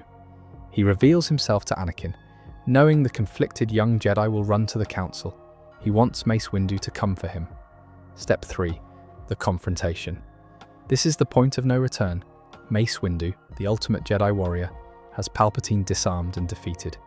But in that moment, Mace abandons the Jedi Code. He's too dangerous to be left alive. He raises his lightsaber to execute an unarmed prisoner. Anakin sees this. He sees the Jedi Master about to commit an act of vengeance and fear, the very things the Jedi preach against. In that split second, Palpatine wins. Anakin makes his choice, saves the Sith Lord, and seals his fate as Darth Vader. Step 4. Order 66, the final mechanical solution. With a single command, the clone army, the loyal soldiers who fought alongside the Jedi for 3 years, turns and murders them all across the galaxy. It works because it's not magic. It's a biochip implanted in every clone's brain, a secret command they can't resist. The Jedi are betrayed by the very army they commanded. Their trust, their partnership was the weapon that killed them. Step 5. The Grand Lie. Immediately, Palpatine addresses the Senate. He is frail, scarred by his own lightning, but who's checking? A victim of a cowardly Jedi assassination attempt. He tells them the Jedi, in their lust for power, tried to overthrow the Republic. And he has the perfect evidence. the Jedi leading the army, and now the treachery of Mace Windu. In their fear and gratitude, the Senate erupts in applause and grants him ultimate power, transforming the Galactic Republic into the First Galactic Empire. He doesn't conquer them, they give it to him. And just like that, a democracy that stood for over 1,000 generations is gone. The Jedi were so busy fighting a war, they forgot to guard the peace. The Senate was so busy enjoying the comfort of strong leadership, they didn't notice the chains being fitted. It's the most terrifying kind of story because it doesn't require a monster from the shadows. It just requires good people to be too comfortable, too rigid, and too afraid to question the kindly old man who promises to fix everything. The Republic didn't fall. It voted itself out of existence and gave the man who destroyed it a standing ovation. And that is the most brilliant and the most horrifying piece of lore in the entire saga. The Senate applauded, the smoke rose from the Jedi Temple, and the clones swapped their blue for pure, sterile white. The transition is complete. Welcome to the Imperial Era. Palpatine, the scarred and humble survivor of the Jedi Rebellion, positioned himself as the galaxy's stern but caring patriarch. The propaganda term was the New Order, and it was marketed like a luxury product: safety, efficiency, prosperity. The chaos of the Republic, the endless debates, the corruption, the messy diversity was over. In its place, clean lines, clear chains of command, and peace. A terrible, silent peace. The machine had 3 interlocking gears: the military, the bureaucracy, and the secret police. And they all turned on the same axis: humanocentrism. This was the Empire's true rotten core. The official line was about bringing unity and ensuring stability. The unofficial reality was that if you weren't human, or at least human passing, you were a second-class citizen at best and chattel at worst. You saw it in the Imperial Senate, while it still existed. The vibrant, multi-species Assembly of the Republic dwindled to a chamber of mostly humans. You saw it in the Officer Corps. Browse the bridge crew of any Star Destroyer in the films. It's a sea of human faces. Ambition had a species requirement. Alien species were systematically marginalized.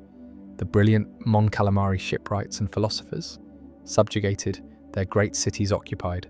The Wookiees of Kashyyyk, enslaved for their strength, dragged from their sacred trees to build the instruments of their own oppression. The proud Mandalorians, pacified, their culture crushed under the Imperial boot. The Empire didn't just conquer territory, it sought to homogenize culture, to erase anything that didn't fit the sterile, human-centric ideal. By creating a privileged class, core world humans, and a vast underclass, everyone else, especially non-humans, they fractured any potential united front. A human factory worker on Coruscant might feel a step above a Twi'lek miner on Ryloth, and that tiny shred of perceived superiority was enough to keep both compliant. Now, let's talk about the most visible gear, the Imperial military. It was an apparatus for control and projection. The symbol, the very icon of the era, is the Imperial I-class Star Destroyer. Compare it to the Venator class from the Clone Wars. The Venator had a forward hangar bay, a profile meant for launching fighters, for deploying troops. It was a tool of engagement. The Imperial Star Destroyer is a wedge of pure intimidation, a mile-long dagger of grey durasteel. The sight of one entering a system's hyperspace lane, its shadow falling across a planet, was the entire message. Compliance was expected before a single TIE fighter launched. Its thousands of turbo lasers weren't for battling other capital ships. They were for orbital bombardment, for reducing cities to glass from the safety of space. It was Tarkin's doctrine made metal: rule through the fear of force. And the soldiers, the Stormtrooper Corps, the clones with their shared identity and inherent dignity, were phased out. Too individualistic, too expensive. The Empire wanted blank slates. They recruited humans from the mid and inner rim worlds, kids fed on Imperial propaganda from birth who saw the white armor not as a uniform, but as a mark of honor, a way to bring order to the lawless outer rim. They weren't trained as individual warriors. They were trained as a unit, a faceless, white tide. The famous meme about their bad aim? It's a misunderstanding. They're not bad shots. They're trained for suppressive fire and overwhelming numbers. You don't send a sniper to a riot. You send 1,000 men to form an impassable wall. Their inaccuracy, in the films against main characters is plot armor. In lore, they were terrifyingly efficient at their real job, crushing dissent, occupying cities, and making examples of populations. Their facelessness was the point. You weren't fighting a person. You were fighting the Empire itself.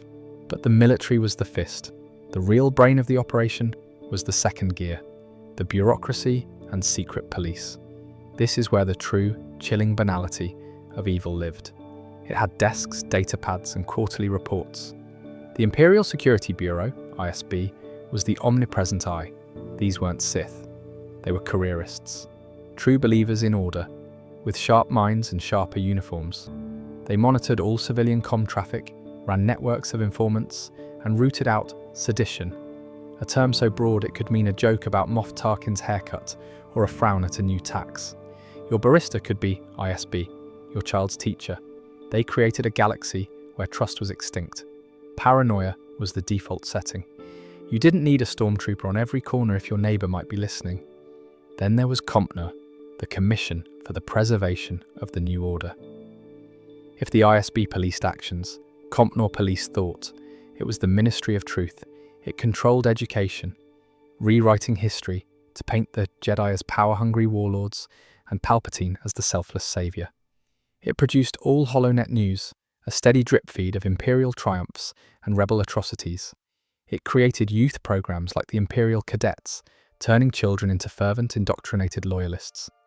Compnor's goal was to strangle the next rebellion in its cradle by ensuring no one in the next generation could even conceive of one. But what about the past? What about the remnants of the old religion, the Jedi? You can't just erase an order of space wizards with a press release. Their myth was too powerful.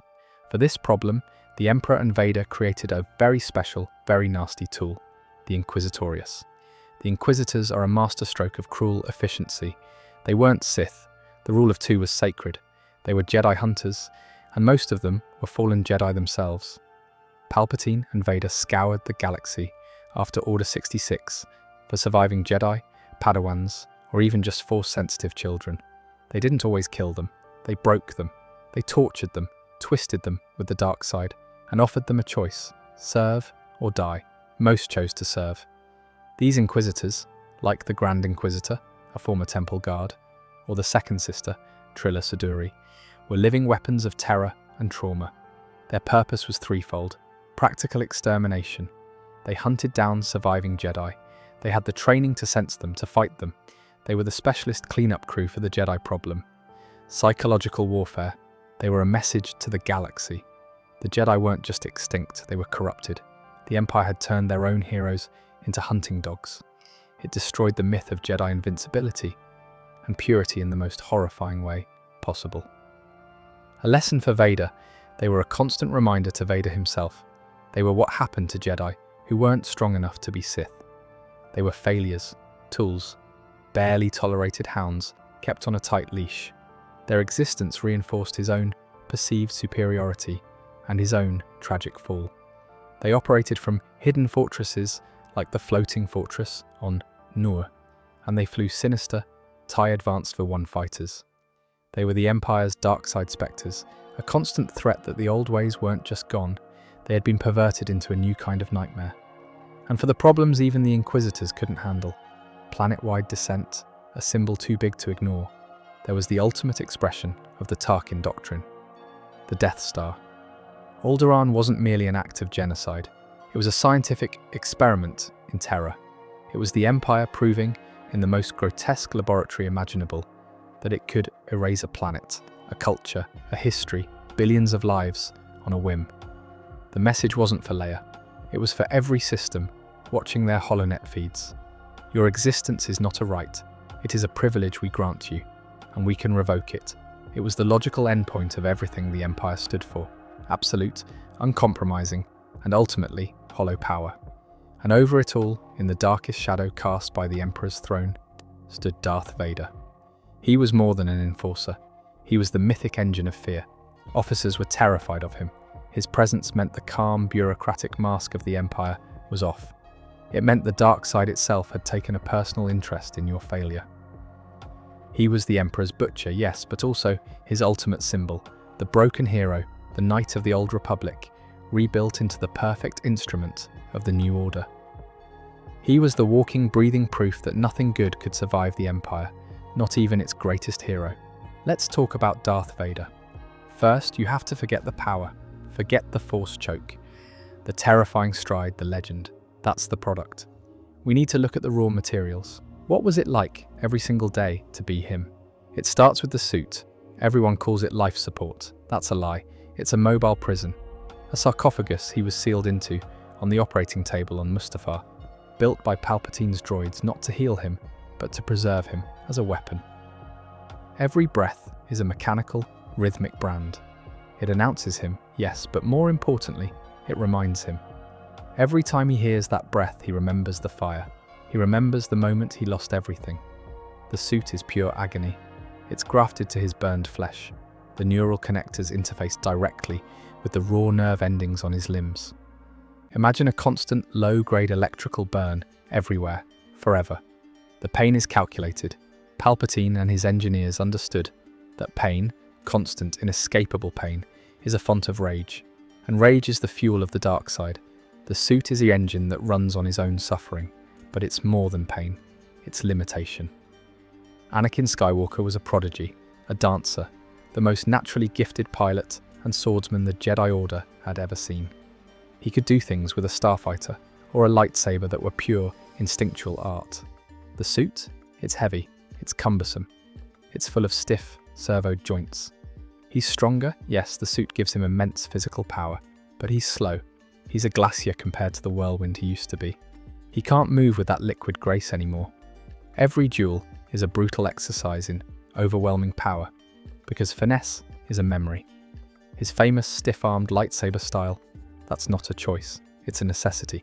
The suit won't let his wrists pivot like they used to. He has to use his entire body, like a man swinging a sledgehammer. Every time he ignites that red blade, he's mourning the fighter he can never be again. And the helmet, that black featureless mask. Inside the helmet, his world is a cascade of data, readouts, tactical displays, threat assessments. It's a digital waterfall, but his actual human vision? It's limited. The lenses tint the world in reds and greens. He sees the galaxy through a HUD of hate. He never sees a sunrise. He never sees the blue of a sky or the green of a leaf. He sees heat signatures and targeting reticules. The helmet separates him from the living world as completely as a prison wall. This is his daily existence, a constant painful reminder of his failure, wrapped in a cage that turns his greatest gifts into clumsy parodies. He doesn't eat food, he's fed through a nutrient tube. He doesn't sleep in a bed, he hangs in a meditation chamber, a claustrophobic pod where the mask comes off, and he's forced to stare at the ruined, yellow-eyed ghost of Anakin Skywalker in a reflection wreathed in steam. That moment, the only moment of privacy, is the most horrific. It's not rest, it's confrontation with the monster in the mirror. So how does a mind survive this? It doesn't. It adapts. It builds new structures on the ruins. His entire psychology becomes a fortress built on two pillars: control and rage. Control is his obsession. He controls his troops with fear. He controls star systems with terror. He micromanages battles and slaughters incompetent officers. Why? Because he has zero control over the one thing that matters: his own body, his own pain, his own history. So he exerts absolute brutal control over everything else in his reach. It's compensation. If he can make the external galaxy scream in perfect, fearful order, maybe he can silence the internal chaos for a second. And rage, it's his life support. The dark side is what sustains him. Literally. The medical droids on Mustafar noted it. His connection to the dark side is the only thing keeping his shattered body from finally giving out. His hatred, his fury, his self-loathing, they are the battery that powers the prison. To let go of the rage, to feel pity or peace, would be to die. So he fans the flames, constantly. Every memory of Obi-Wan, every failure, every moment of pain is another log on the fire. His survival is tied to his torment. This is why he's so relentlessly cruel. Inflicting suffering on others is the only way to briefly eclipse his own. The fear in a rebel's eyes is a momentary distraction from the scream of his own nerves. He's a man on fire who can only find a moment's relief by setting the world around him ablaze. But the tragic, human core that never fully dies. The shadows of Anakin. They don't come as kindness. They come as flashes of instinct. A complex piloting maneuver he shouldn't be able to do in the TIE Advanced, but his hands just remember. A piece of machinery on the executor fails, and before an engineer can speak, Vader has diagnosed the problem with an engineer's insight he never consciously learned. He has moments of brutal, tactical creativity that are pure Anakin. Unorthodox, risky, brilliant, and then they're gone, buried under the dark side's blanket of rage. And the dreams, in the solitude of his chamber, he dreams of sand, of a twin sunset, of a laugh he can't quite hear. He dreams of Padme, not as she died, but as she smiled. And he wakes up, or rather the pain shocks him back to awareness, drowning in a loss so vast it would shatter a normal man. But he can't be shattered. The suit holds him together. So the grief curdles. It becomes more rage, more fuel. His relationship with Palpatine is warden and prisoner. Palpatine holds the only key to his prison. He designed the suit. He monitors its systems. He withholds knowledge, dangles secrets of the dark side that might ease the pain or grant more power. Vader is utterly dependent, and he hates it. He hates Palpatine with a purity that almost mirrors his hatred of himself. So he serves, and he plots, and he secretly scours the galaxy for any shred of knowledge, any artifact, any power that might one day make him strong enough to break his chains and kill his warden. This is Darth Vader's life, a state of perpetual, agonized siege. The rebels aren't his real enemy. Obi-Wan isn't his real enemy. His real enemy is the next moment, the next breath, the next spike of pain from a damaged servo in his leg. He is the most powerful being in the galaxy, and he is utterly powerless. He is the Empire's greatest symbol of strength, and he is a hollow, fragile shell. He commands legions, and he is profoundly, cosmically alone. This is why the moment on the second Death Star is so earth-shattering. When Luke looks at him and says, "I know there is good in you," he's throwing a rope down into the deepest, darkest, most painful pit in the universe. He's offering the one thing Vader has been denied for 23 years, a choice. And for a second, behind the mask, in that prison of pain and circuitry, the man inside remembers what the sun felt like. And that memory, that tiny, impossible spark, is enough to make him finally, after a lifetime of survival, choose to die. As a father, breaking the prison from the inside at last.